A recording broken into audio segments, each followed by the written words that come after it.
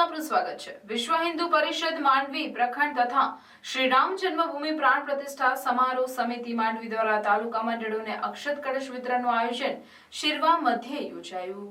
ભગવાન શ્રી રામના પવિત્ર જન્મ સ્થળ પર પરમ પૂજ્ય સંતો દ્વારા પૂજિત અક્ષત કળશ શિરવાના પાવન આંગણે આવતા એનું સામૂહિક સ્વાગત પૂજન તેમજ ધર્મસભા સહિતના કાર્યક્રમો યોજાયા। અયોધ્યાથી આવેલ પૂજિત અક્ષત કુંભ સાધુ સંતોના કર કમલો દ્વારા શિરવા ગામે આવેલ ગ્રામજનોએ સનાતન પરંપરા મુજબ ગામના પ્રવેશ દ્વારે કળશધારી કન્યાઓ સહિત કંકુ ચોખાથી વધાવી સામૈયું કર્યું। ત્યારબાદ શોભાયાત્રા સ્વરૂપે અક્ષત કળશ પૌરાણિક રામ મંદિરે પધરાવી વૈદિક વિધિ વિધાનથી પૂજન અને આરતી કરવામાં આવ્યા। ગામ લોકોએ દર્શન પૂજનનો લાભો લઈ ધન્યતા અનુભવી। ત્યારબાદ ધર્મસભા યોજાઈ લોકોને અયોધ્યામાં બની રહેલ ભવ્ય રામ મંદિર પ્રાણ પ્રતિષ્ઠા મહોત્સવની માહિતી અપાઈ અને આગામી ઉત્સવ ઉજવવા બાબત માહિતગાર કરવામાં આવ્યા।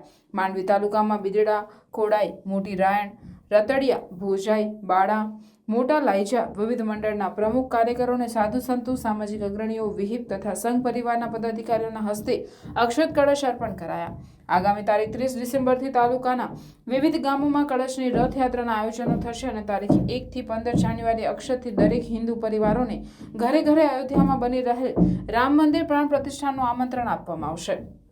આ શુભ અવસરે અખિલ ભારતીય સંત સમિતિ ગુજરાત પ્રાંતના ઉપાધ્યક્ષ પરમ પૂજ્ય શ્યામ ભારતીજી બાપુએ આશીર્વચન પાઠવ્યા।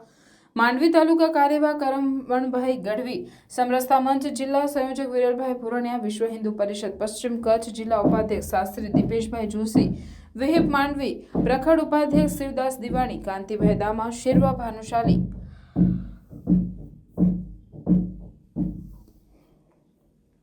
મહાજન પ્રમુખ ચુનીલાલ ગોરી, કિશોરભાઈ ચોઈસર, શિરવા સરપંચ પરેશભાઈ ચાંદ્રા, ડોક્ટર લક્ષ્મીદાસ કટારિયા, વેલજી ગોરી, સુરેશ ભદ્રા, જટુભાઈ જાડેજા, ડોક્ટર ખુશાલસિંહ ચાંદ્રોગા, વૈભવ સંઘવી, જીગર બાપટ, રાજન ચૌધરી, સ્મિત પોકાર, કાંતિ ભદ્રા, ગિરીશ દામા, કિશોર દામા, ભાનુશાલી મહિલા મંડળ શિરવાના બહેનો, જય માતાજી મંડળ શિરવા, વિહિપ પદાધિકારીઓ, સંઘ પરિવાર, વિવિધ ભગીની સંસ્થાઓ, સામાજિક રાજકીય મહાનુભાવો તેમજ બહોળી સંખ્યામાં રામ સેવકોની ઉપસ્થિતિમાં ભવ્ય સ્વાગત પૂજન થયું।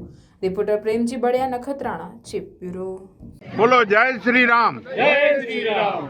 આજે અમને જે આ એક બહુ મહામૂલો અવસર શિરવા ગામને મળ્યો છે એ બદલ હું વિશ્વ હિન્દુ પરિષદ, RSS તથા ભગીની સંસ્થાઓ બધાનો આભાર માનું છું કે આવો પ્રસંગ અમને આજે 500 વર્ષ પછી જે થાય છે એનો લાહો અમને મળ્યો છે।